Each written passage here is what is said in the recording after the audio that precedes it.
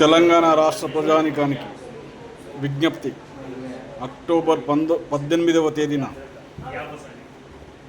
బహుజనులందరూ కలిసి తెలంగాణ రాష్ట్ర బంద్కు పిలుపుకోవడాన్ని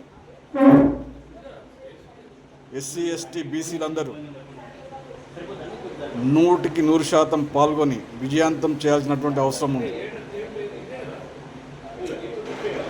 97% ఉన్నటువంటి ఎస్సీలు, ఎస్టీలు, బీసీలు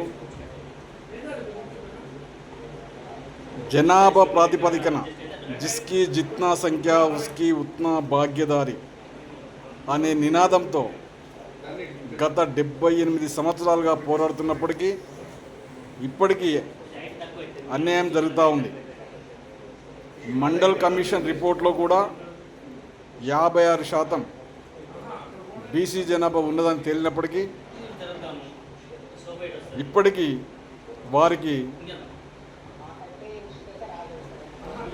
జనాభా ప్రాతిపదికన రిజర్వేషన్ ఇవ్వడానికి వివిధ రాజకీయ పార్టీలు తమ జెండాలకు అనుగుణంగా, తమ పార్టీలకు అనుగుణంగా నంగనాచి మాటలు మాట్లాడుతూ ఒకరిపై ఒకరు నెపం మోపుకుంటూ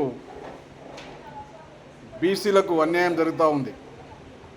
న్యాయంగా బీసీలకు 56% రిజర్వేషన్స్ ఉండాలా.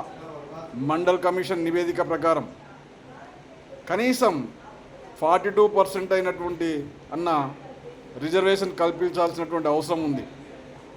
కానీ భారతీయ జనతా పార్టీ తమ నంగనాచి కబుర్లతో బీసీలకు రిజర్వేషన్ కల్పించాలంటే దేశవ్యాప్తంగా చేయాలని తప్పించుకోవడం, తెలంగాణ రాష్ట్ర ప్రభుత్వం మేము 42%కు అంగీకరించినప్పటికీ దాన్ని మేము చేయలేం కాబట్టి 9th షెడ్యూల్లో రావాలనే ఉద్దేశంతో సెంట్రల్లో భారతీయ జనతా పార్టీ ఉన్నది కాబట్టి అదే చేయాలని మేమైతే 42%కు సంసిద్ధంగా ఉన్నప్పటికీ ఇతర పక్షాలు దానికి అనుకూలంగా లేనట్టుగా తప్పించుకోవాల్సి వస్తూ ఉంది.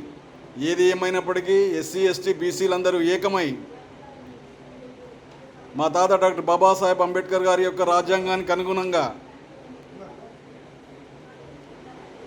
ఎవరి జనాభా ఎంతో వారికి అంత రిజర్వేషన్స్ ఉద్యోగాల్లో కానివ్వండి, ప్రమోషన్లో కానివ్వండి, విద్యావకాశాల్లో కానివ్వండి, రాజ్యాధికారంలో కానివ్వండి కల్పించుకోవాల్సినటువంటి అవసరం ఉంది. అందుకోసమై జరుగుతున్నటువంటి అక్టోబర్ 18, 2025 జరుగుతున్నటువంటి ఈ పోరాటం తెలంగాణ రాష్ట్ర వ్యాప్తంగా 97% మంది ప్రజలందరూ ఏకమై వీధుల్లోకి వచ్చి సంపూర్ణ బంద్ను చేయాల్సినటువంటి అవసరం ఉందని కోరుతూ మీ చిలకమర్రి నరసింహ, తెలంగాణ రాష్ట్ర ఎస్సీ ఎస్టీ కమిషన్ మాజీ సభ్యులు, ఆల్ ఇండియా బహుజన్ సత్తా అధ్యక్షులు, Phule Ambedkar mission national coordinator, 984847 1446. Thank you.